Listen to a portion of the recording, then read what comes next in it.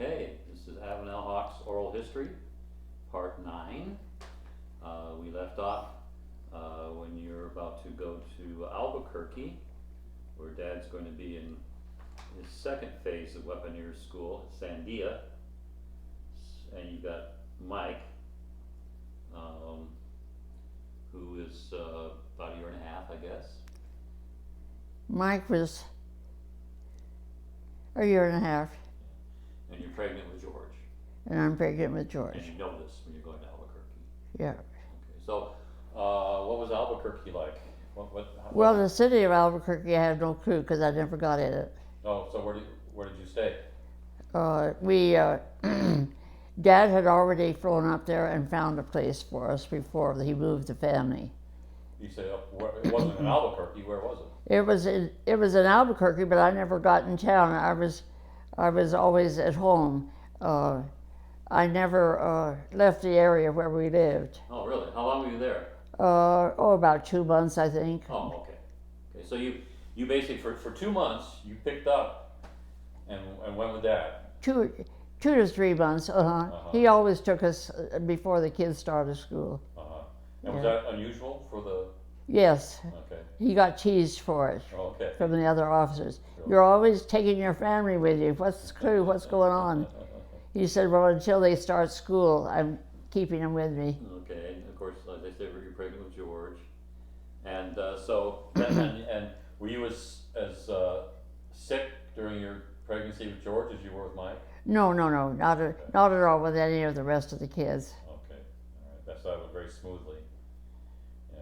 Now, in all these cases, you don't know till they're born what gender they're going to be. Oh no, never knew. Okay, very different from today, obviously. Oh, and you didn't have all the Lamaze and all of the helps that women have today. They have all kinds of programs, I guess, today. Yeah. For them, but we didn't have anything like that. Right. So were you living in a house, an apartment? Or? He found a house for us in a new neighborhood that they had built homes in at the base of the Sandia Mountains. Was it pretty?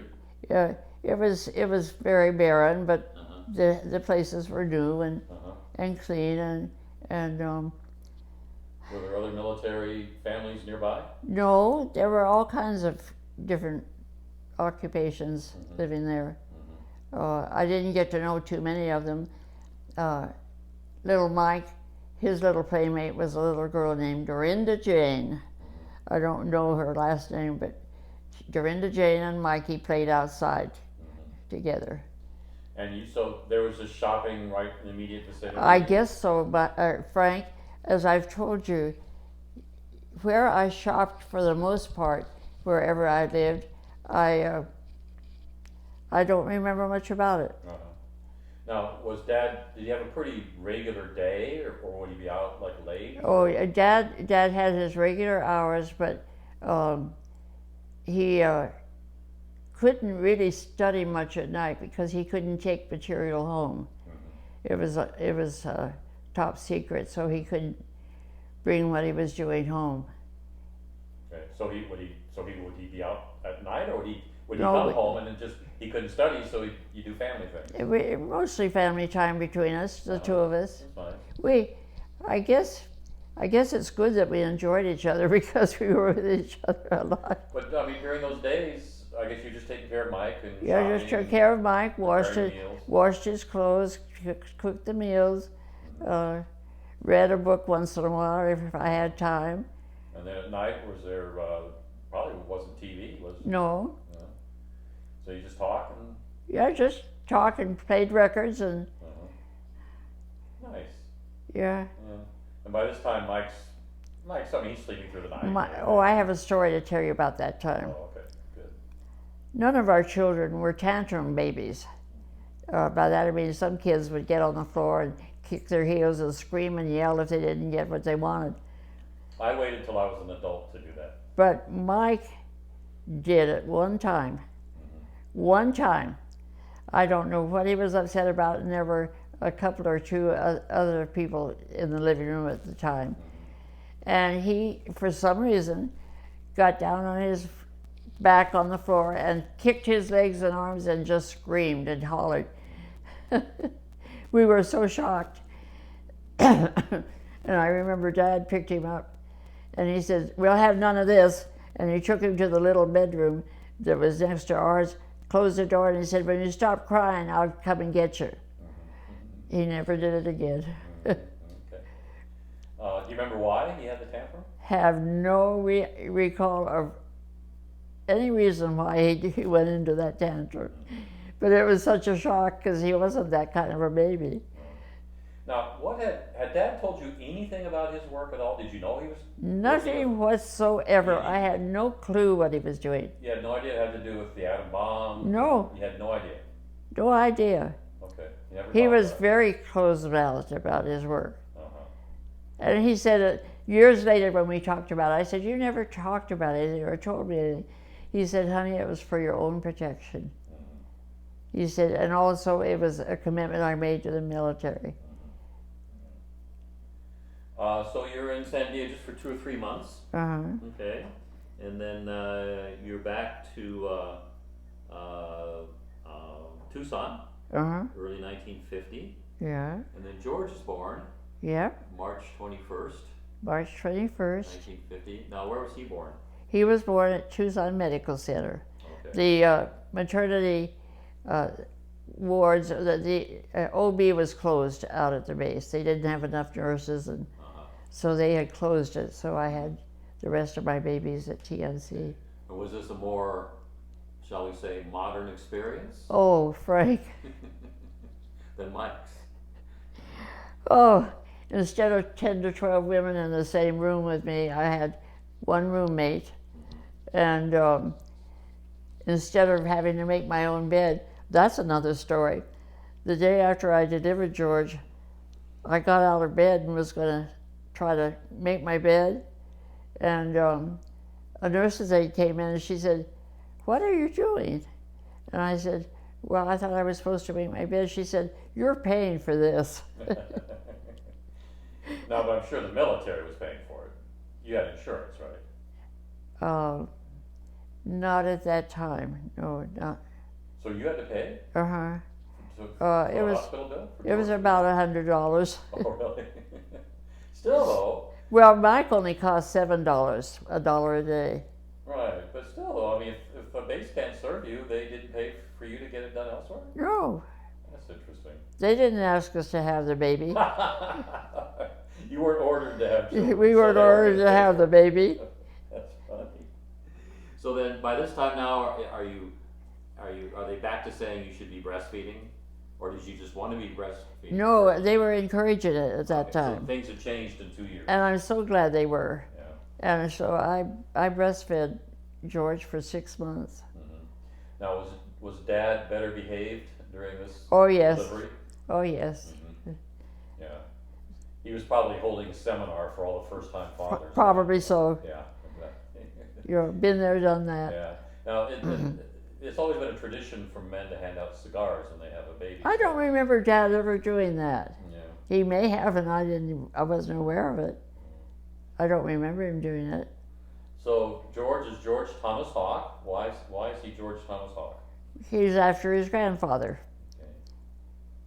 Yeah, in fact, Dad went to his brother George and said, "Are you having more children?" They had 2 by that time. "And if so, do you plan to name them after Dad? And is it acceptable to you that we name our baby after Dad?" Because of course his older brother had George Herbert Hawke. Right. And George said, "No, go ahead." And then that was when he decided to name him after his dad. Okay. Of course, and his dad's dad is also George Thomas. Oh yeah, So- yeah. Grandpa was George Thomas Hawke Jr. and Pop was Senior. Right. Now, Michael Francis obviously, because Francis was a family name. was Grandma's family name, but why Michael? You know? We just liked the name. Okay, because that has no family. We just liked the name. Okay.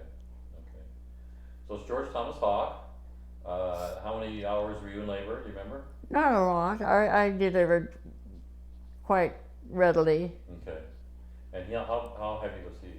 He was just ounces under, or just an ounce, I think, under 9 pounds. 9 pounds, okay, all right. So how long were you in the hospital before you went home?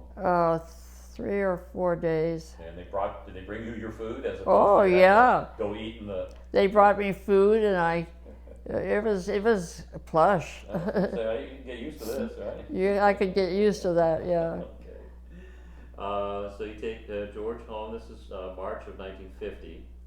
Now, summer of 1950, you're off to Montgomery, Alabama, where Dad is in weapons effects school. In Albuquerque, he was in special weapons school, where he was dealing with how to manipulate the bomb on the airplane. And then in Montgomery, he had to go to special effects school. Okay, so you pack up and go to Montgomery, Alabama. So what was that like? Well, first of all, did you drive? I think that was my first time in Montgomery. Right. And did you drive to Montgomery? yeah, we drove there. Uh-huh. Yeah, we got to know that highway real well. It was about 1,600 miles. Mm-hmm. It was hot.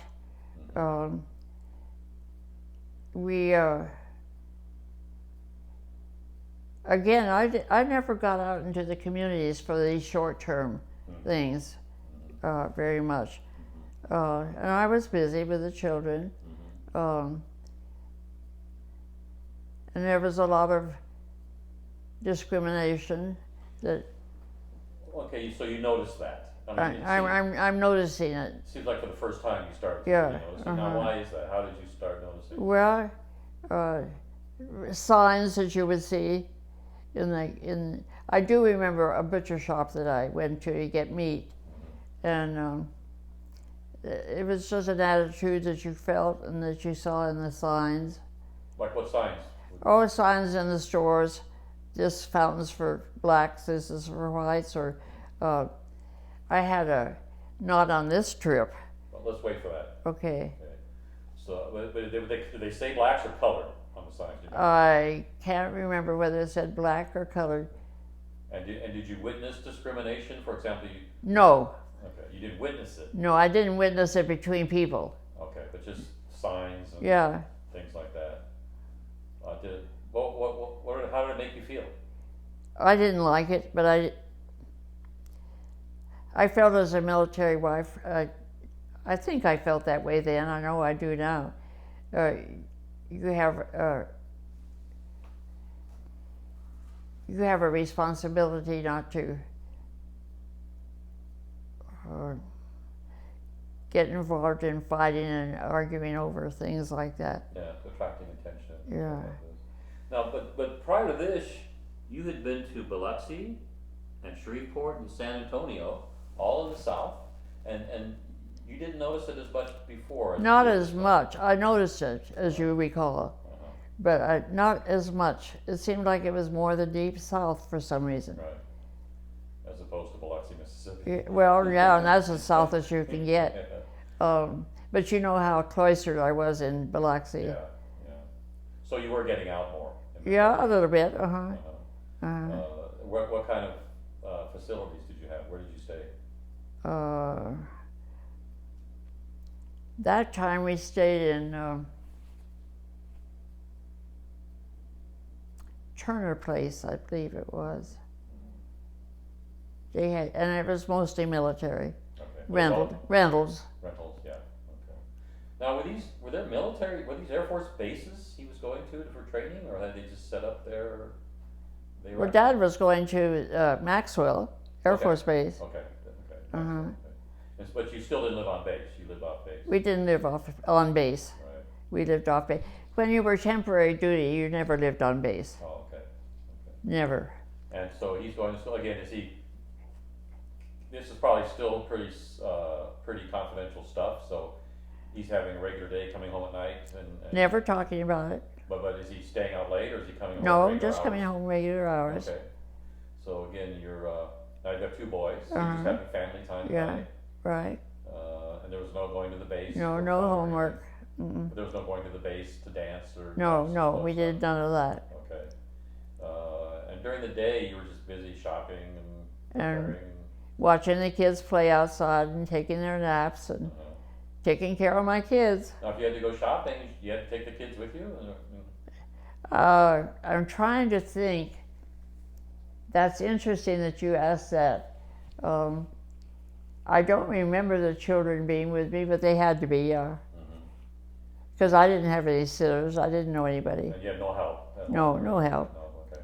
So yeah, you'd have to take them out with you Yeah. on the shop. Yeah. That must have been quite a... Well, you just did it. Uh-huh. And they were good. I always said my children fought like wildcats at home between each other. But once they went out with me, they were like little angels, and everybody thought they were so good. Thank goodness. Now, how's your cooking coming along? Oh, it's fine. Uh-huh. I'm handling it. Good. Yeah. We're eating well. Okay. And so this was, I'm looking at the schedule here. This was the summer, okay, of 50. And then the Korean War breaks out. So you're back to Tucson after that. Yeah. And the Korean War breaks out, and now Dad's frequently doing TDYs or temporary duties to various locations, and you're in Tucson, right? Right. And so you're back to the house where you've been living, and you got Mike and George, and then you so you kind of go back to your life of seeing family and Yeah. Right. kind of having more fun and friends and that sort Right. of thing. Even though you got two kids, and at that time, our Tom and Estelle and George and Mildred all in Tucson. Well, let's see. Tom and Estelle moved to San Angelo, Texas. Tom went to join Estelle's father's business, boot making in San Angelo. So they had moved away. And George and Mildred didn't return to Tucson until I was getting ready to join Dad in Morocco. Okay. So this time it's just you and Dad, really? The three. Yeah. Okay. We're the king and queen with Mom and Dad at that So time. you're seeing Grandma and Grandpa all the time. Yeah. Having great meals. Spend a lot of time with them. Yeah. Oh, that was great. That was great. Yeah. But then you become pregnant with Kathy. Yes, but it was interesting how Dad found out I was pregnant. Oh, okay. We were trying to have a third child. We wanted one. And then he was sent to Guam several times during that year. And there were no communication facilities for the military there to call home, except for what they called the Mars Station, which was a ham outlet for communication. So if Dad wanted to, or needed to call me, he could go to the ham station and call me. Or, that was his only way of communicating with me. So when he left, we thought I might be pregnant, but I hadn't seen the doctor yet. So I said, well, as soon as I have my doctor's appointment, I'll let you know. And so lo and behold, I have my doctor's appointment. He says, yes, indeed, you're going to have a baby. So when Dad would be TDY, I would put we have a real long cord on our phone, and I would put the phone on the floor by the doorway so I could hear it. I think I had it around from the hallway in there. And at night. So you could hear it when you were from your bedroom, you mean? Oh, okay. And because it usually be the time difference, it would be at night that he would call during the night. And so the phone rings, it's the middle of the night. I get up, I answer it. And of course, being a Mars station, the Mars operator would repeat the message. Oh, really? Yeah. Oh, okay, so you're not talking directly to him? No, I'm not talking directly to him. Oh, okay. So I said, yes, we're having a baby, honey. So the Mars operator turns and tells Dad, you're having a baby. And that's how he found out I was pregnant. Mazel tov. Oh, it was interesting times. Yeah, and of course, Dad was back and forth to Guam babysitting the nuclear weapons Yes. there. Yes. In case they were going to be deployed in the Korean War, along with all the orders and paperwork and target lists and everything. And another yellow rose in Dad's lapel. He wrote me every day. Really? When he was TDY. You saw the box of letters. Yeah. I think Mike has them. Somebody has them. I may have them. But he wrote me every single day. And then he's also up to Goose Bay, Labrador. They're dispersing the nuclear weapons around. And then, so this is kind of all through 1951. And by the beginning of 1952, that's when you find out that you're pregnant. Right? Because Kathy was born in September. In September, yeah. Right. I have a story about Labrador.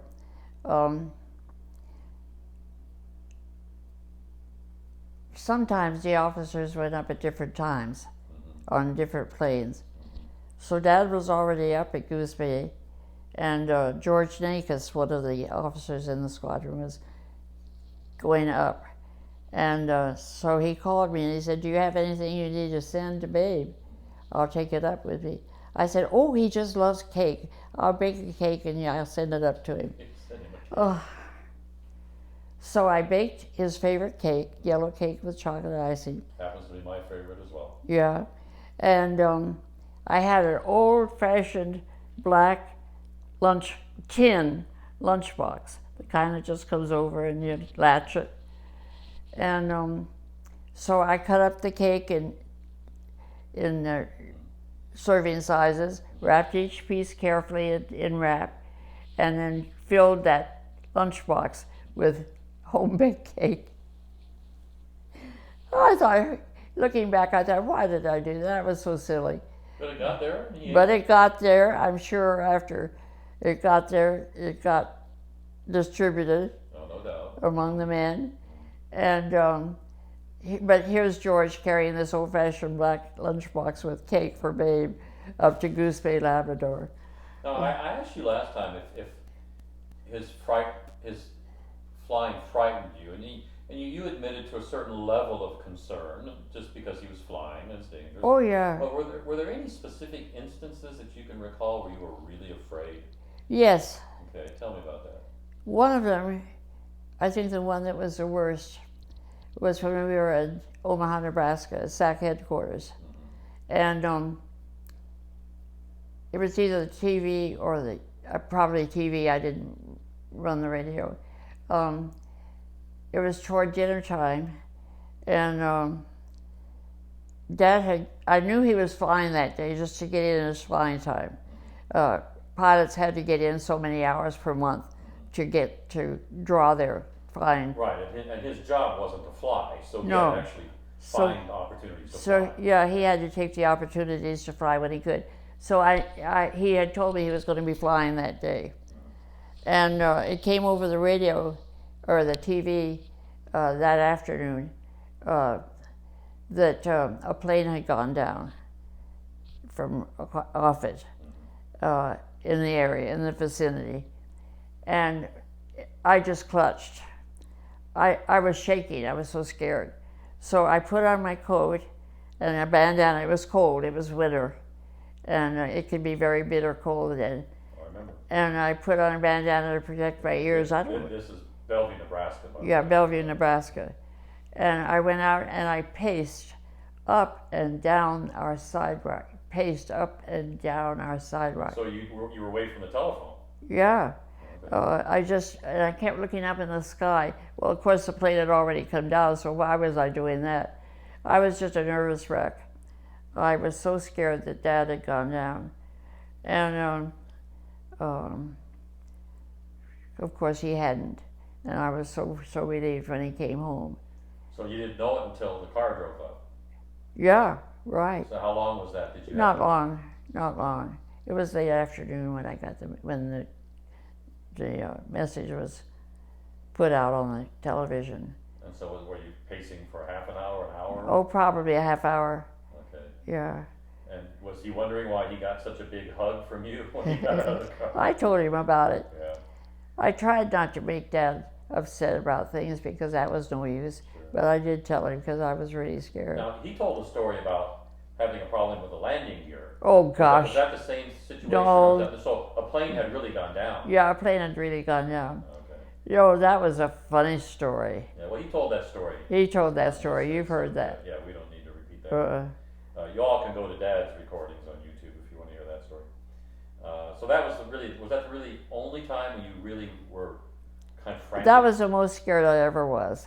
He went down times when I didn't know it until after he retired. Right. He went down in northern Spain with in a C-47 on the, what do they call that? Every week they went up.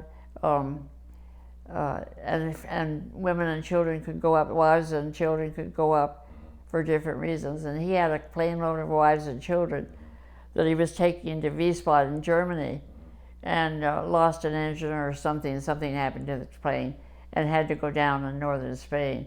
I never knew that until long after he retired. Well, that wasn't a crash landing, that was just losing an engine and finding a place to land. No. Yeah. Well, that happened to him more than once. Oh, I'm sure it did, yeah. Well, yeah. It happened when around the world flight. Yeah, right. He lost 2 engines. Right. And of course he tells a story about losing an engine in a single engine jet. Yeah, exactly. Because he hadn't switched over the fuel tanks. Right.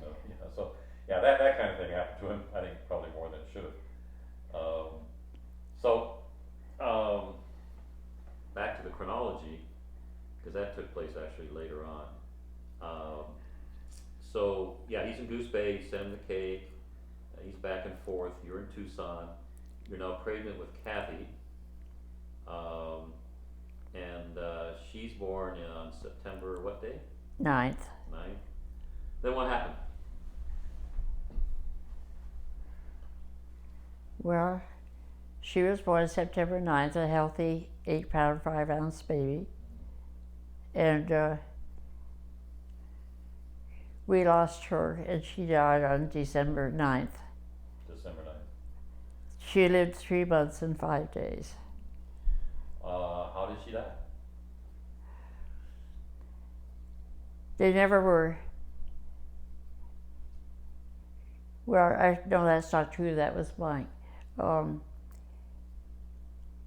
Mike and George, who were 2 and 4, it was, as I say, just before Christmas. And they had bad colds. So we did what all of us did in those days to keep their breathing open and keep their chest open. We would run a humidifier, a vaporizer in the children's room. And so we did have a cold infection in the house at that time. And she just started a dry little cough at that night, and by 1:30 in the morning she was dead. The doctor said later they did an autopsy, because when Dad got her to St. Mary's emergency room, she was dead on arrival. And so they did an autopsy, and they said that she had acute pharyngitis, and at 3 months she was at a crucial place that all infants are with their immune system. They're beginning to build up their own immune system, because at birth they're really relying on their mothers. And now this is a story anyway that they're telling me. I don't know how accurate. And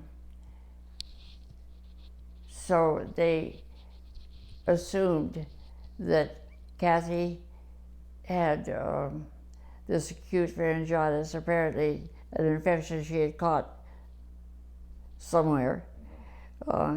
It had to be in the house, because that's where she was all the time. And but her immune system couldn't fight it well enough, and so therefore it took her, and it took her very fast. An interesting side story to this, Frank, which I don't think I've ever told you. There was a family named Davis, an old Tucson pioneer family, when I was growing up, I lived for a time across from the street from them, and they had a daughter, Patty Davis. Patty was a year or two younger than I. And Patty married, and I didn't know it, but she named her little girl Avonelle. And I never knew that until years later. The same identical night that Dad rushed Kathy to emergency, they rushed little Avonelle to emergency. I think she was around the same age. She survived and Kathy didn't. And I never knew this until we were at a football game at the university years later. And Patty and her husband had seats fairly near us. And I was talking to her, and she told me that story. That's amazing. Yeah. So there's an Avonelle Davis out there. Yeah. Obviously, this is unbelievably tragic and horrific, and only someone who's lost a child would even begin to know how you felt. And this can be very difficult for couples. Sometimes it breaks up couples. Yeah. So how did, first of all, individually, how did you deal with it, you and Dad, and then how did you deal with it together? It's hard to say because you don't know someone's emotions inside. Even if you live with them 100 years, you don't know some of their emotions. I only know that Dad was grief-stricken. He couldn't talk about it. He just closed it off inside himself. He took time off, of course, to be home. At the funeral, he cried and had a hard time. I seemed to just be frozen. I couldn't, my emotions wouldn't work. And it was 2 weeks after Kathy died, and Dad went back to work, that it finally exploded. And I could feel it coming on, and I went out on the back porch step, put my head in my hands, and just sobbed until I couldn't breathe. And that was healthy for me. I needed to get this released. It stayed with Dad all of his life. He couldn't talk about it. So the two of you never really had a conversation about it? We never really sat down and talked about it.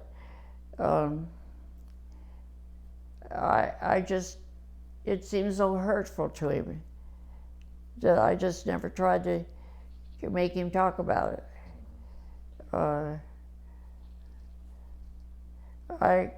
A few years ago, I went out to just check on her grave, and I couldn't find it.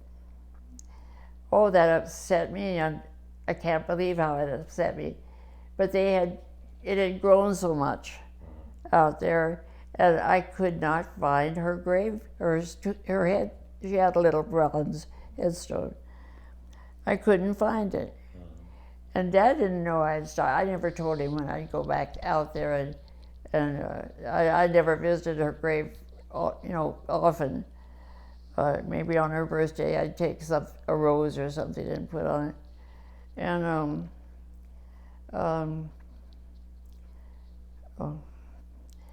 I went home, and I just could not.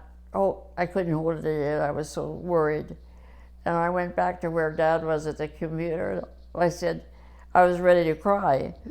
And I said, honey, I can't find Kathy's headstone. I stopped at the cemetery, and I don't know what they've done, whether they've moved it or what. And he said, come on, honey, we'll go out together. We'll find it. So that day, we did go out together, and we stood there and chatted for a few minutes, and we prayed together out there, and that's the only time we ever visited her grave together. Now that grieving time, I'm sure there were times when you wanted to talk it out, but you couldn't because he didn't want to. Was that? Well, I had A, is that true? And B, if that's true, was it frustrating for you?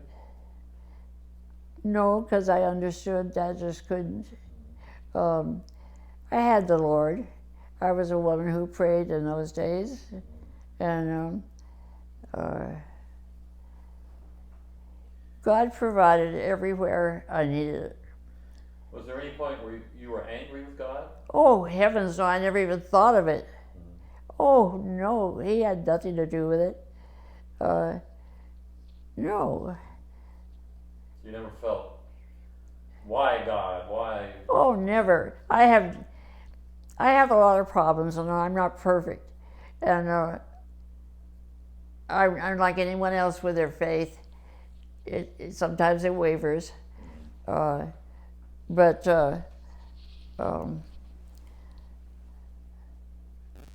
no, that's interesting because a lot of people, God is not responsible for anything like that. He can stop it, yes, but there are reasons that I don't understand. God knew that that was the time that Kathy should go, and so that he did. Apparently, he didn't intervene, and no, I never blame God for anything. Never. Oh, I wouldn't think of it. He's holy. He's perfect. He's the creator. He's the wise man. No. Now, did you have conversations with a clergyman at that time who was helpful? Do you remember? No. Mildred, my sister, Uncle George's wife, her parents, Dr. and Mrs. Wood, just accidentally stopped by that weekend to see us. He was practicing up at a little town called Tiger, Arizona at that time, and they were in town to visit George and Mildred. And, or no, they couldn't have been visiting George and Mildred. George and Mildred weren't here at that time. They were in California. But they were in Tucson. And they stopped by to see the baby. They hadn't seen the baby yet since she was born. So we greeted them at the door and invited them in. And they said, we came to see your baby. And of course, we had to say, well, Oh, wow. she died. Oh, wow. And she died this last week. How awkward can you get? And Jeez. you know what Mildred's father did? What? He immediately looked at me and he said, Avonelle, go get me your Bible. And I said, oh, okay. And I did, and the four of us sat down at the dining room table, and he opened up scripture and read it to us.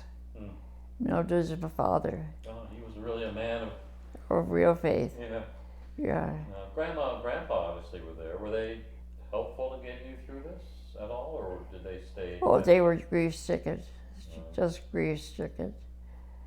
Do you remember spending more time around them during this period? No. Interesting, we lived across the street from Tucson High School at that time. And after it was in the paper about her death, 2 teachers from Tucson High School, not at the same time, but came over across the street and sat down with us and told us how sorry they were. Coach Gridley was one of them. Oh, okay. And Danny Romero, the senior class advisor, was the other one. Right. And I thought that was so nice of them. Now, you told me this story, so I'm going to ask you to tell it too. When they took Kathy to the hospital, and they had her on oxygen trying to revive her, and Dad came out, and you went in. No, Dad was on his knees praying outside the room where she was when Grandpa and I arrived. Right, and then, but you went into the room, right? I went into the room, and she had a mask on, oxygen, and at this point, of course, I don't know whether she's alive or not. And a nurse was standing there, and I turned to the nurse and I said, is my little girl dead, or is she still alive? And she said, you have a little girl in heaven now. And she said, do you have other children? And I said, yes, we have 2 boys. She said, aren't you blessed? And I said, yes. And she said, can you have more children? And I said, yes. She said, oh, how blessed you are. She said, by the way, had she been baptized yet? This is a Catholic hospital. And I said, no, not yet. She said, well, that's all right because we baptized her. They baptized her. I have no idea. At that time, I was too upset to ask. But she said they had baptized her. They had baptized her. Wow, that's amazing. Uh, It's interesting how we don't live in that kind of society anymore. Where, you know. she cared. Yeah, but it's back then it was a religion-infused society. You just assumed everybody believed, and Yeah. you know, today that can't happen.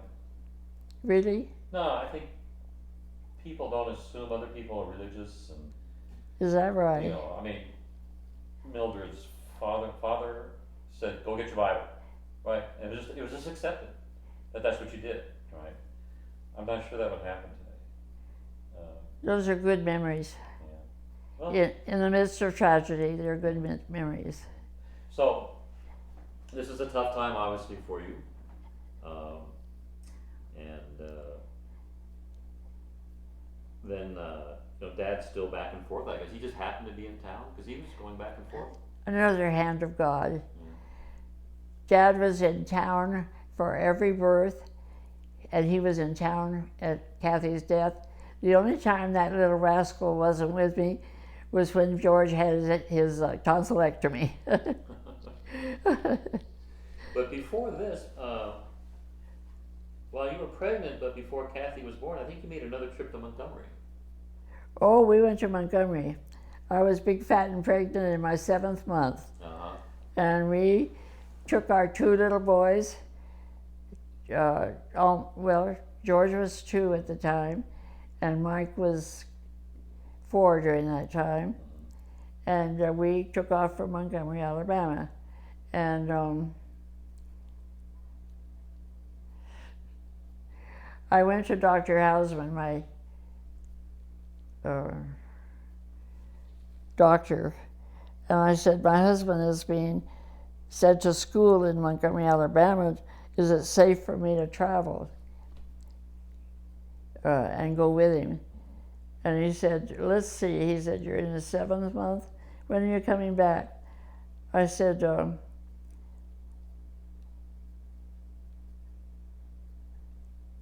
be about a month. you know, I had to be in my 5th or 6th month, I guess, because we were coming back in my 8th month. And I said, and I told him, and he said, well, I'll give you a checkup now, but everything seems normal. He said, you've had perfectly normal pregnancies before. And he said, you know what? You'll be a happier pregnant woman with your husband than without him. So he said, go for it. But he said, before you leave Montgomery, go to a doctor, OB doctor, and have a checkup to be sure things are all right. And he said, go and enjoy being with your husband. And so I said, great. So we drove down with the 2 boys. And every time we go into a restaurant to eat on the way down, they'd look at me and they'd look at me with 2 boys, little boys, pregnant as can be, traveling, and I think they thought I was crazy. Yeah, 'cause I guess 7-month pregnant women just didn't do that then. Well, and I was always big because I had big babies. So we got down there, and we stayed in a motel until we could find a place for us to live. And of course, they didn't want to take us in rentals because we had 2 boys, little boys. And at that time, they didn't like to rent for just short term. Right. And I understand that. Sure. And it just happened that the gal who usually waited on us in this restaurant that we ate in 3 times a day mentioned that there was a Turner place. And I guess we hadn't lived at Turner Place before. It must have been some other place. And she said, go out there and see if they have an empty rental, because they rent to military. And that's where we rented. Okay. Dad was about ready to put me on a train and send us back home because we couldn't find a place. But it worked out, and we found a place. And so it's kind of the same routine. He's off during the day, and you're taking care of the kids, and he comes back, and you guys just spend the evenings together. And that sort of thing. Yeah. Must have been hot though. It was probably the summertime. Yeah, it was very hot. I can remember going to the butcher shop, and I would just be miserable. It would be so hot. And again, are you noticing the discrimination and that sort of thing? Do you recall? I didn't notice much of it because I was pretty confined to that neighborhood in that area, and there was nothing. So then that's only like a month or two, and then you're back to Tucson. And Dad's going, at this time, still going to BOM and TDY and that sort of thing. Yeah. Mm-hmm. Yeah. England, he went to England a lot during that time. And then in 1953, you're still in Tucson. Dad's still going back and forth.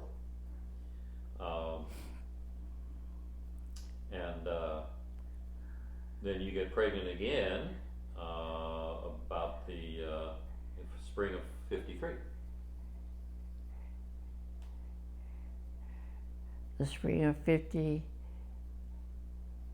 Right. You became right. pregnant. Right. With somebody, I don't know who. And I think there was a little boy born from that one. Yeah. So but while you're pregnant with me, he's still back and forth a lot. TDY, oh yeah. Things like Mm-hmm. that, right? Yeah. And so are you? How often do you get to talk to each other when he's gone? Or not hardly at all. I would get a letter every day, but we communication was so poor compared to today. Mm-hmm. But I mean, being in Tucson must have been a blessing, though. Oh, it was a tremendous blessing. Oh yes, I only lived about 2 or 3 blocks from Mom and Dad, and they were always there to help me. And then when you have me, also at Tucson Medical Center, right? Mm-hmm. Tucson Medical Center. And tell the story about how I was named. Well, we hadn't named any of our children until just before they're born. Well, you won't know what gender. Well, no, but we would talk about whether they were a boy or a girl or what we would name them. And I said, I know this is going to be a boy. I just know it is. And Dad said, well, if that's great, if it is. He said, I said, what do we name him if it's a boy? And this is while we're driving to the hospital and I'm having labor. We're discussing this. And I said, you have never wanted to name one of your children after you. He said, well, who wants to name a boy Francis and have him called Francis? Yeah, who? Who? Yeah, tell me who. Yeah, and he said, I don't like the name Edward particularly, and I don't want my son called Junior. He said, I've never liked that, the sound. And I said, well. How about Babe? We call him Babe. Yeah. I said, well, how about Frank, short for Francis? He said, well, now that's okay. He said, I'd like that. I said, okay. If it's a boy, then we'll name him for you. I said, you've never wanted to do that, but let's do that. So by the time we got to the hospital, if it was a boy, it was going to be named after Dad. Now, by this time, does Tucson Medical Center basically have a bed reserved for you with your name on it? No, not. Does everybody know you? No. It was very professional. Did you recognize anybody? Recognize no. You? Okay. And it's basically it was the same process for George. The same Kathy, process. Yeah. And hospital for a few days and then you're out. And right. that sort of thing. Right. Okay. So I'm born in January of 1954, when you're in Tucson still. 4 days after my birthday. 4 days after your birthday, right? And Dad's back and forth. Right. Korea War ends actually in the middle of 1953. So he was in town for most of your pregnancy when I was born in Tucson, probably going back and forth on various TDYs. Then in September of 1954,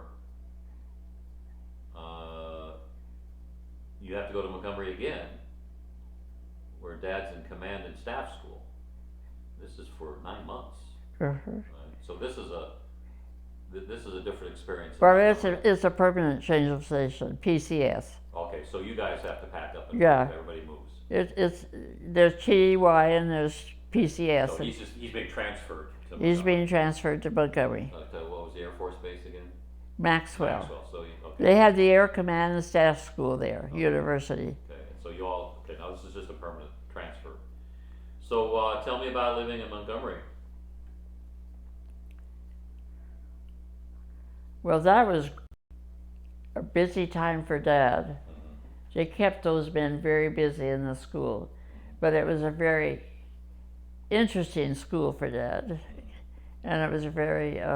They had excellent speakers that would come and speak to the class, and we found a house on Dallasdale Boulevard in Montgomery, and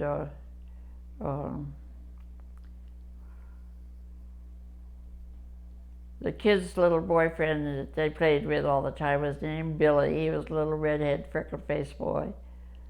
But we found a house, and it was a little cracker box, but very sufficient.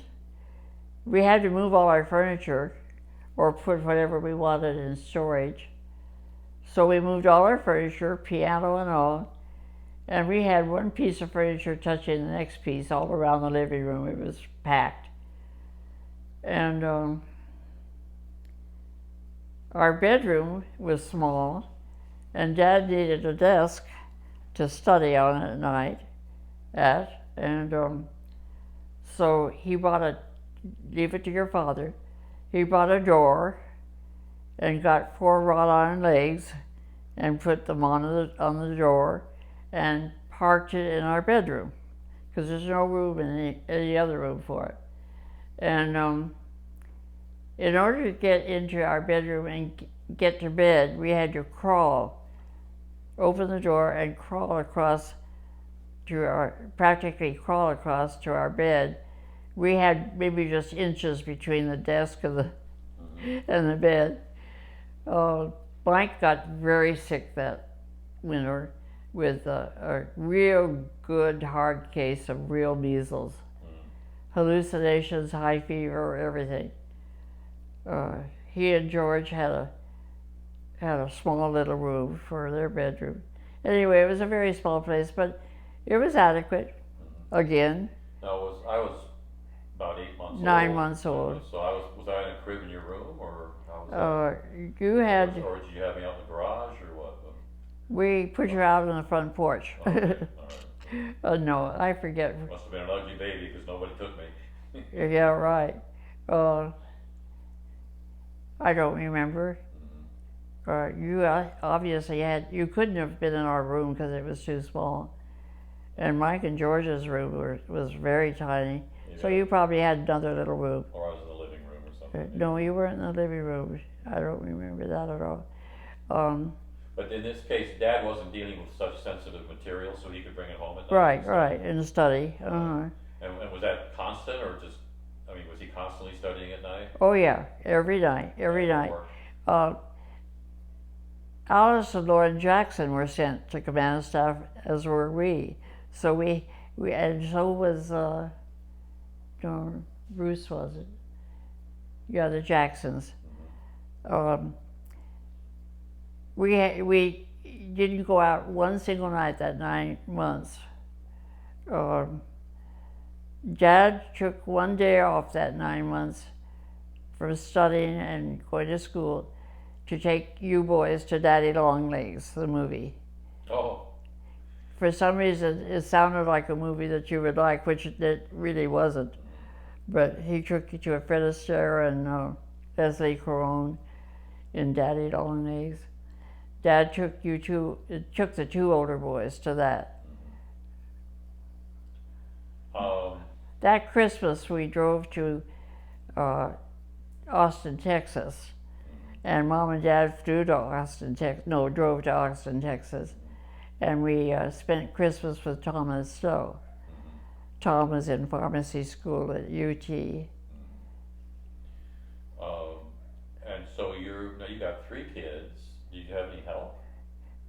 Yes, I did have some help there with my ironing. It was getting out of hand with me. So I heard about Bessie somehow from someone. So there was this lady that I hired, Bessie, and she came and ironed for me once a week. Okay, that's all you had, all the help you had. Right. So you did your shopping with 3 kids? I remember shopping there. Was everything pretty close and convenient? You had a car? You had your car, obviously. Yeah, they would carpool. People that were going to school there. So you had a car available to you most days? Whenever I needed it. Yeah. Okay. So your days were just filled with taking care of kids and shopping and cooking? Yeah, and, right. Didn't get out on town much? No, not at all. Really? Not at all. Now we did the end of the school. There was it was a big deal, the Command Staff College, and they always had a formal dance at the end of it for graduation, and we did go to that.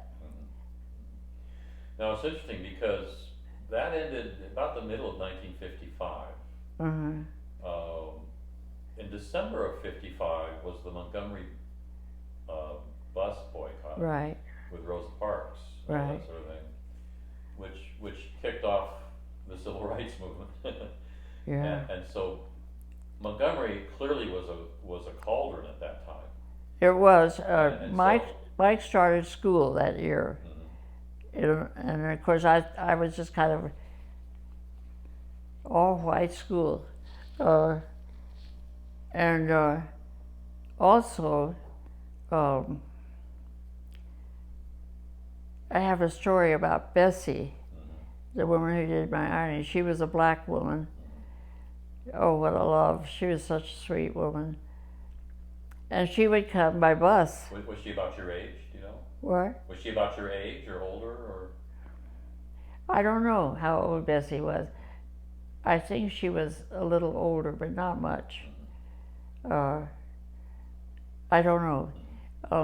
But one day, Bessie missed her bus. And so I said, that's all right, I'll put the kids in the car and I'll drive you home. So she said, well, would you mind very much stopping at a drugstore? I'd like to buy a quart of ice cream for my kids. And I said, sure. So we drove until she told me how to get to this place she wanted to buy the ice cream. And I parked the car, and the 3 kids and I waited for her to get the ice cream. And I waited, and I waited. And finally, after a long period of time, she came out with no bag. And I said, well, where's your ice cream, Bessie? Oh, she was just furious. Oh, she could hardly contain herself. She said, they wouldn't wait on me. I said, what do you mean they wouldn't wait on you? I was standing in line and they wouldn't wait on me. Every time they came to me, they passed me by and took the next person. And I said, well, why? And she said, I'm black. Or colored, I don't know which word she used. Excuse me. Oh, I was so upset. So I started to get out of the car and I said, I'll go get it for you. She says, I don't want it. Just like that. She said, no, I don't want you to do that. But I mean, you're having lived in Montgomery twice before this, and was it a terrible shock to you, or? Well, this was, because I just didn't think it went that far. I just thought if somebody came in to buy something, they could certainly buy it. They want to do business. Right? Yeah. But anyway, that That was a very bad incident. And you took her I took her home and of course, and that was probably a black part of town. yeah, right. Was it visibly poor? Yeah. Part of town? And but I was just heartsick. She would not let me go in and get the ice. She said, I won't eat it. She said, I don't want it. She was so hurt. So everything was brewing. Well, that's interesting because I mean, she must have grown up there, and yet she was so angry as if she was surprised. I was wondering if. Well, I'm kind of surprised at that too, because she seemed to understand that we could stop there and she could get it. Yeah. She obviously must have bought some there before. Yeah, that makes me think things were boiling. Yeah. You know, things were coming to a head probably at Right. that time. Probably so. Yeah, it's very interesting. Now, did you share this with Dad? Were you upset? Did you mention it to Dad at all? Yeah, but there was nothing we could do about it. But do you remember the conversation or what No, Dad said? I don't But you remember. did mention it to him. Yeah. And were there other incidents that you saw? No, or that it was the just- only was it one. just the same old, signs and things like this? And, That was the only incident. interesting. Yeah. So, And then the orders came out mhm. at the end of school, because everyone was going to be transferred, of course, to another base. And some of us, and including Dad and me, were expecting an overseas assignment, because they were due one in terms of years in the States. They had not been permanently stationed overseas since the World War II. They had been TDY umpteen times. Right. But so he called me the day the orders came out, and he said, oh, before that, that's right, it was, the Newsons were there too, Bruce and CJ. See, Bruce and Lauren Jackson and Dad all went to college together. Bruce and Lauren were Douglas boys.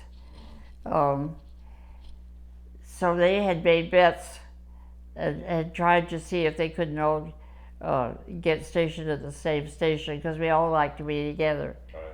And Lauren had been in the office that did a lot of the placement of the people up at SAC headquarters. Yeah. So he had connections. So Lauren very glibly said, well, I've got connections up there, I'll talk to them and see if we can't get the Newsons and the Jacksons and the Hawks sent to the same base. Yeah. The orders come out. But he thinks he's done it. Oh, he thinks he's So done he it. thinks he's got this wired. Oh yeah, he's Okay. got it all wired, so Okay. we're going to all be stationed together afterwards. The Hawks are going to Ben Guerir, Morocco, Africa. The Jacksons are going to Guam, and the Newsons are going to Merced, California. He had it wired. He had it wired. We were as far away from each other as we could be. And then, after we were supposedly going to Ben Guerir, Morocco, they changed Dad's orders at the last minute, and they transferred us to Sidi Slimane. The Air Force Base there. Yeah, at Sidi Slimane, yeah. That's interesting because I don't know what Sidi Slimane was an Air Force base out in the middle of nowhere.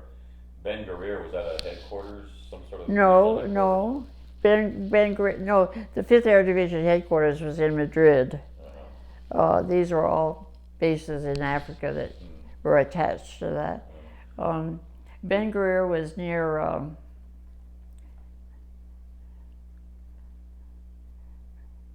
I'm not sure. I think it was a little near Rabat, the capital of Morocco. I never asked Dad about this. Is why initially Ben Guerir and then Sidi Slimane? Why the change? I never asked. Well, I think because they had a slot at Sidi Slimane, and they didn't have a slot open. Oh, Ben Guerir.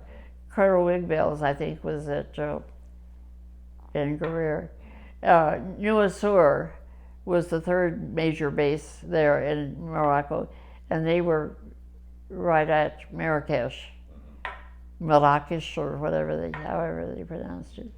So Dad heads to Morocco right away, right? Yeah, Right well, after command and staff school? he had 30-day leave to get his family settled.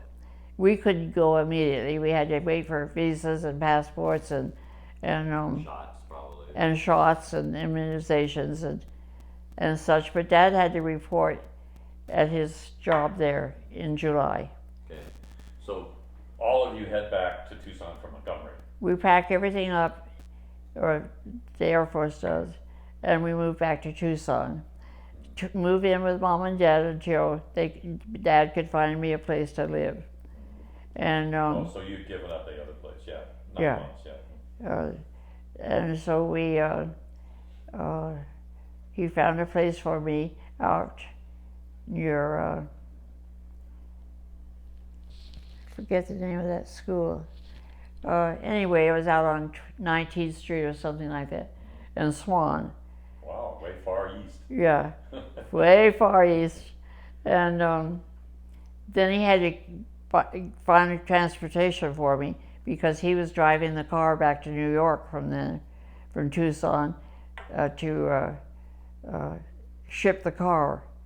The Air Force was shipping the car for us over to Africa. And so we found an old Hudson 4-door sedan. It was old, but in good shape. And we only needed it for a couple of months while I was waiting to go. And so I drove that old Hudson around Tucson until we left, and then I sold it for $50 to a former high school classmate before I left. And every Sunday I dress up the children and we go to the Catalina Methodist Church for church every Sunday.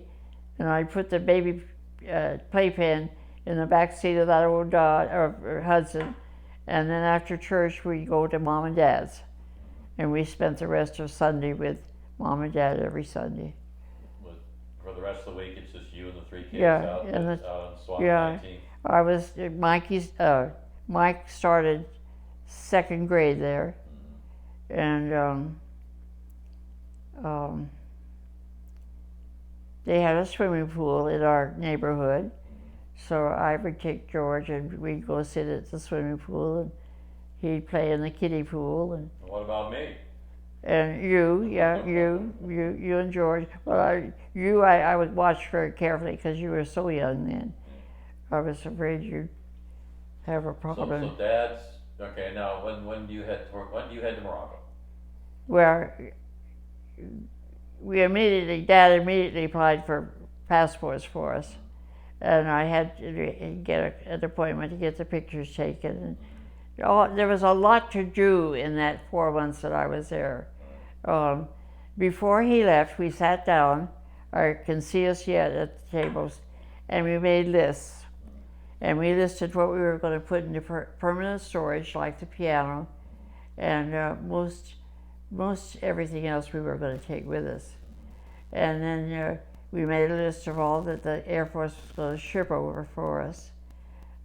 Kitchen utensils and bedding and everything we would need for 2 years, because it was a 2-year assignment.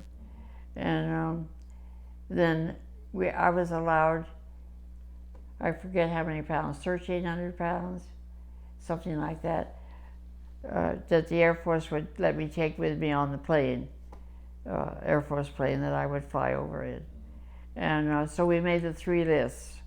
And then Dad was so on top of it all to be sure that I brought over in my own possession all the information for the taxes the next year. And everything that we need, because it would take 6 weeks to 2 months to get what the Air Force was shipping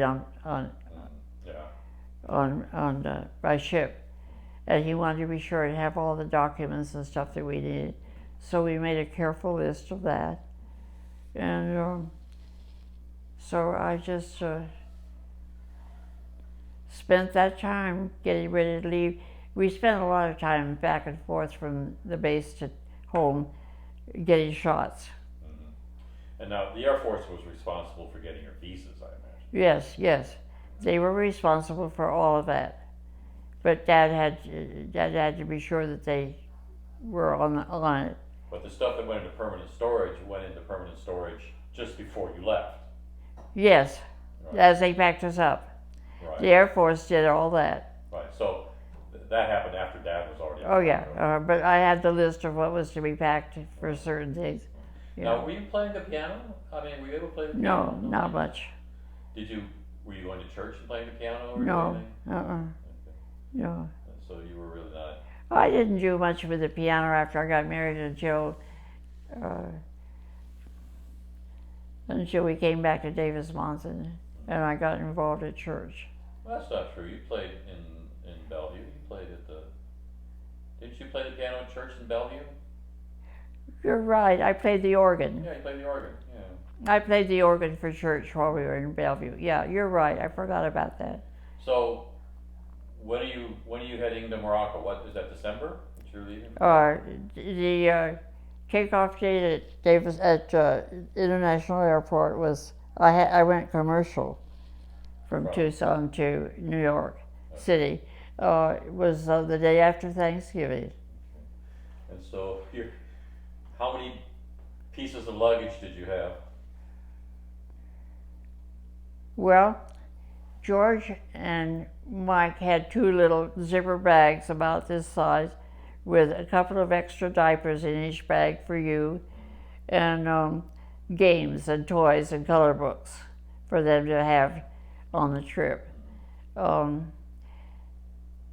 had something like 4 or 6 pieces of luggage, and then they had shipped what they were going to take over on surface. They had shipped that ahead to Fort Dix, which was near Trenton, New Jersey, where I was taking off, and they stored it there until I was ready to leave. So that went with you in the airplane. Where That went with you that in would the go with airplane? me in the airplane, the Wow. foot lockers, Okay. the 1,300 pounds or whatever it was. It's quite a logistical thing. So you're heading to Tucson Airport with 3 kids, 4 to 6 pieces of luggage, all the stuff, the hand carry onto the plane. What a circus! I mean, I didn't have a clue what I was doing. what were you thinking at the time? I had never flown before. You'd never been on an airplane before, No, and now you're going to Africa. and I'm going to Africa. All right. So we fly to Dallas and have a layover of about 2 hours. So we get off the plane, and I wait for 2 hours, and we get back on another plane, and then we fly to New York. And we get there about 11 o'clock at night, and I have to pick up my luggage and find a taxi. And the Air Force had made reservations at a hotel in Manhattan for me. So I told them where to take us, and we got to the hotel about 1 o'clock in the morning. And do you remember all the luggage fit in one taxi? Yeah, Okay. got all the luggage, and I'm to be in Fort, what was the name of the base? At Trenton. Anyway, I'm to be at the base where they're going to fly out to Africa to take off on a Sunday. That was Friday. We sleep overnight Friday night in New York. I get a train at Penn Station, a commuter train to Trenton, New Jersey, and then the next day at noon I'm to fly to Africa. That's not MacDill, was it? MacDill. MacDill, okay. No, MacDill is in Florida. Anyway, doesn't matter. Anyway, I've never forgotten the name of that base. Why do I now? Anyway, so Saturday morning, I get you children in bed by 2 o'clock Saturday morning from the airport. Saturday morning, I get you up at 9 o'clock. We have breakfast, and I have to get to Penn Station to get a commuter train. And I don't know a thing about a commuter train So or. you're gonna spend Sunday night somewhere else? Not in Manhattan? Or No, Saturday night? Sunday noon we fly to Africa. Okay, but so on Saturday, you're taking a train to, so you're gonna spend the night at the Air Force Base? At the Air Force Base. Okay. And they know we're coming. The Air Force is very. They know everything. And so I get on and I get real sour looks from older women all this time because I have you on a little training leash. Oh, I'm on a leash. It looks like a doggy leash, Okay. but that's what someone had told me I should do to not let you get lost. How is the leash attached to me? I don't remember, probably around your waist or something. I don't know. I don't remember. I was hoping for a spiked collar or something like that. No, but I had 2 little boys. Yeah. And I had 3 children. I only have 2 arms and I have luggage. Right. And I have to get tickets. Right. And so in order to be sure you were safe, because you were a year and 11 months, you were heavy. Yeah, I could wander off. You Mike could, and George are old enough to stick Yeah. around and help Yeah. out maybe. but someone could have snatched you. You could have wandered off. I understand. It's okay. But anyway, I was very disapproved. Yeah. Very, because it was like they took it as I was treating you like a puppy or a dog. Yeah. But I didn't care because I had to take care of you. Anyway, I buy the commuter tickets. Some would say that explains a lot about me today, but we'll continue. Some would say what? That explains a lot about me today. Yeah. Oh, yeah. Right. We'll continue. Right. But anyway, I get on the train, and I don't know anything about a commuter train. It's stupid. No one ever told me what you did with your luggage or anything. But at least the luggage got on the train. I don't recall how. And on the train to Trenton, there are 2 elderly ladies sitting across from me. Mike and George, they're little kids at this point, are sitting right in front of them in a seat, and I'm sitting across from them holding you. And we get to talking a little bit, and she said to Mike and George, they said, "Where are you little boys going?" And they said, "We're going to Africa to be with our daddy." Oh yes, yeah, I think huge. What wonderful imagination. Well, yeah, that's exactly. They turned to me, knowing I was a mother, and said, "Oh, their children have the most wonderful imaginations." And I said, "Yes, they do, but we are going to Africa. My children have no imaginations. They're actually going. We are going to Africa." And they just looked at me stunned. Yeah. "You're taking these 3 little boys to Africa?" I said, "Yes, ma'am." Anyway, we get to Trenton, and because that's such a crossroads for military families, for overseas, they had a sergeant who had a desk there in the terminal at the railroad station. And he said, "Ma'am, what are you looking for?" I said, "My luggage." He said, "You just came in on that commuter train?" "Yes."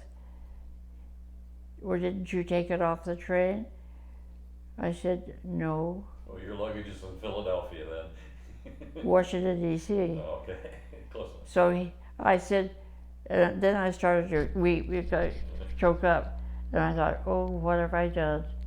And he said, Dad is going to be angry. "I'm not going to get there when I should." And I thought, no, you are. That's the moment that I told myself, you're getting on that plane tomorrow, Avonelle. And so are those 3 boys. Luggage can catch. Period. And also I told myself, and I had never been that aggressive, and I said to myself, "You're also going to go with all of your footlockers and luggage. It's going to be put on there." And so anyway, I said, "My luggage, where's it going?" He said, "Well, the train stops in Washington, D.C. and turns around and comes back. And it will be coming through here at midnight." He said,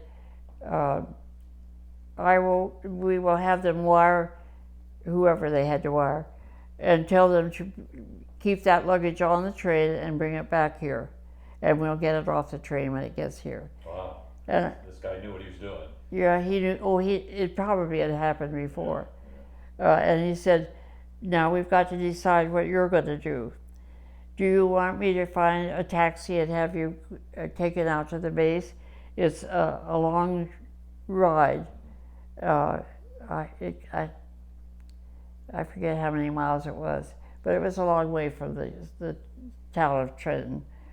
And he said, you and your children get settled there and we can send your luggage out. I said, no, I'm staying here until I have my hands on my luggage.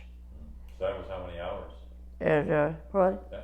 How many hours was that? Did you stay in the station? Well, that was probably, it was just before dinner time. So midnight, about 5 hours. Yeah. Then. And he said, well, in that case that you want to stay here, he said, there's a real cheap, cheesy hotel across the tracks from the train. He said, it's not very much, but he said, I will take you over and I'll get a room for you over there. And you can stay there and put the children down for a nap while you wait for the train to come through. So that's what we did. There was a little crummy restaurant next door to this little hotel. And so we went in there and got something to eat. And then I took the children up to the room and tried to get them all asleep. And then I stayed awake until I heard the train come through at midnight. And he said, I'll call you when the train arrives.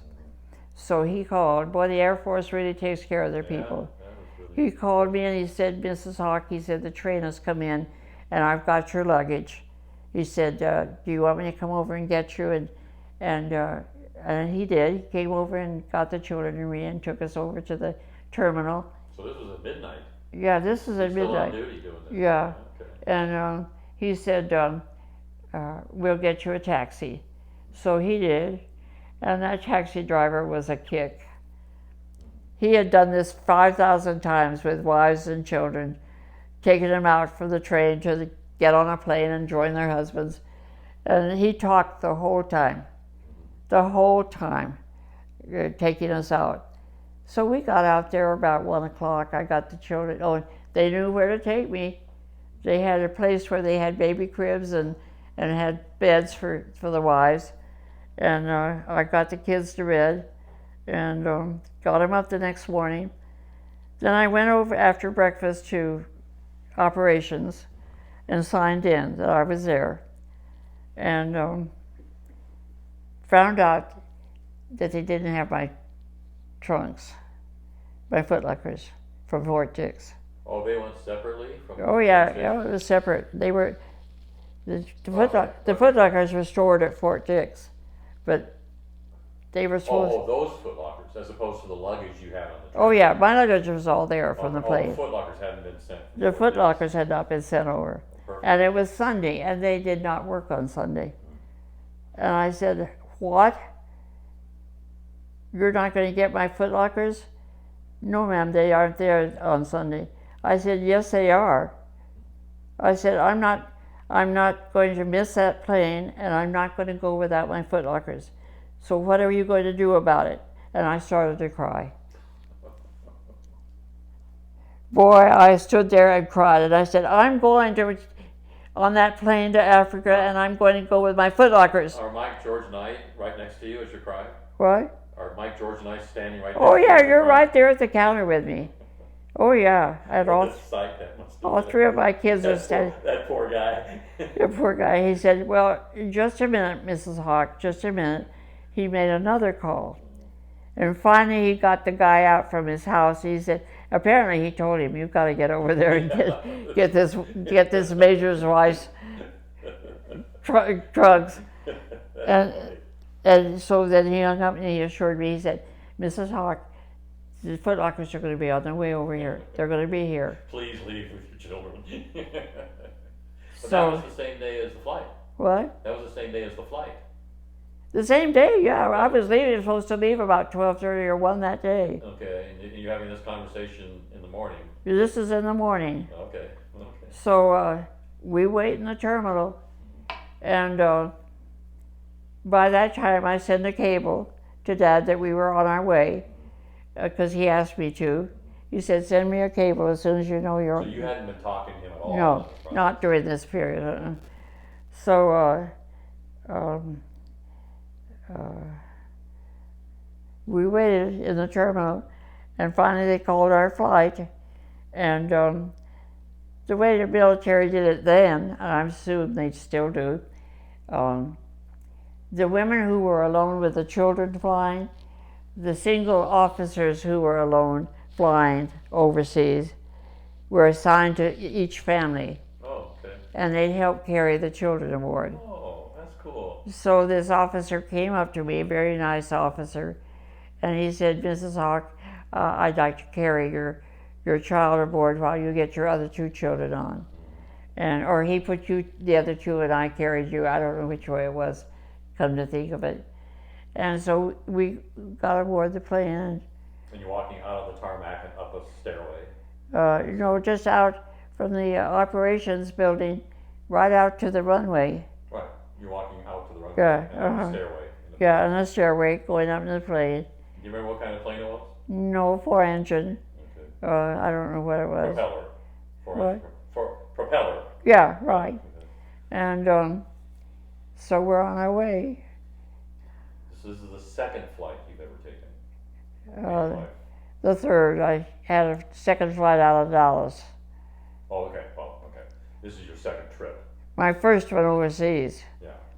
And what was the airplane like? Was it Oh, it was very comfortable. very nice? Very This was comfortable. an Air Force plane. Air Force plane. It was military. Okay. Now tell me about the flight. It was fine. We had the steward on the plane was military, of course. I don't know what rank he was. He was an enlisted man. But he had everybody call him Snowball. Snowball. Why, I don't know. But the kids all called him Snowball, and he was real good for the kids that were on board. There were a lot of families. Oh, yeah, there like were at least 3 or 4 families that I remember with kids. Like a field trip. Yeah, right. Now, didn't you? It wasn't direct. You had to land somewhere first, didn't you? Well, we flew from Trenton, New Jersey to, I wish I could think of the name of that base, to Azore Islands, Lodges. Right. We landed on Lodges Airport. Now, was that real smooth? No. How did that come? And Dad told me later, he said that runway was always posed a problem because they only had one runway landing strip, only one, and they had high crosswinds, and you had to be very careful the way you landed. And we got there about 3 o'clock in the morning, and But were you able to fly right in, or did you have? no, Snowball told all of us that we had to put our Mae Wests on.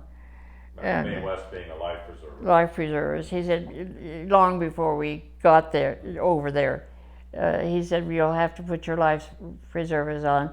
He said, because we're landing over water. And of course, we've been flying over water all this time. And he said, when he came past me, I said, well, I don't have one for my little boy, you. And he said, well, we don't have one small enough for him.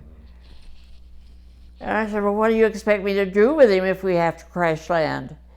I'm just... And he said, ma'am, you have to hold that child as tightly to your chest as you can and just hang on to him if we have to go in the water. Now, I mean, was this standard, or was the plane having to do something that you might have to go in the water? No, we had gone around the pattern, the landing pattern, twice at this point, or we were, yeah. And he announced that the pilot was going to try to land the 3rd time, and if he was not able to land that time, we were going to have to crash down in the water. Ditch the plane. And ditch. So that's why they're handing out the Mae West. Yeah. Well, no, we had to put them on anyway. Okay. So this was told to you. This is told to us that we might have to crash land into the water because the crosswinds were so high. How are you feeling at this point? horrible. Yeah. But you can't do anything when you're closed in an airplane. That's the way the ball bounces. Right. And so, anyway, God had a hand in it. He got our plane down on the landing strip, and we got out and went into the terminal. And then they had to feed us. Well, I think the trip up the mountain to the mess hall was more dangerous than the landing. If it's a native, I don't know, is it Portuguese people? Yeah, I think so. Yeah. On the Azores. We got on a bus, military bus, all of us, and they took us up this hill or this little road. He zipped us up there and dumped us off at the commissary. Was this during the day or during the night? No, it was 2 o'clock in the morning. Oh, wow. And, So you're circling, thinking you might have to ditch in the ocean with your kids in the middle of the night. At 3 o'clock in the morning. All right, welcome to the Air Force. Yeah, welcome to the Air Force. And so they get us to the commissary and we eat. And then they drive us back to the terminal. And then eventually they load us back on the plane and we take off. And we land about 9 o'clock in the morning in Casablanca, New Azur. It's where Dad met us. So finally, we come to a stop. They open the door and put the stairs up for us to go down, and there's Dad at the end of the stairs. Wow. With the other fathers. Did you walk right by him? Throw an elbow and just walk right by him? I had a hold of you, and the kids were right there with me. And he was just standing there just so happy.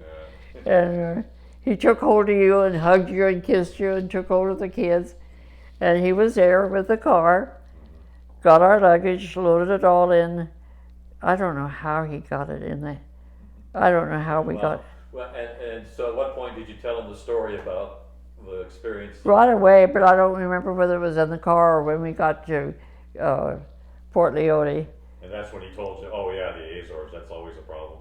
Well, no, I think it was later. But he told me that they had a lot of problems landing there all the time. And he flew into the Azores quite often. Well, okay, the next installment, we'll start with Morocco and our life there. Yeah. And lots of interesting stories about that too. Love you. I love you more.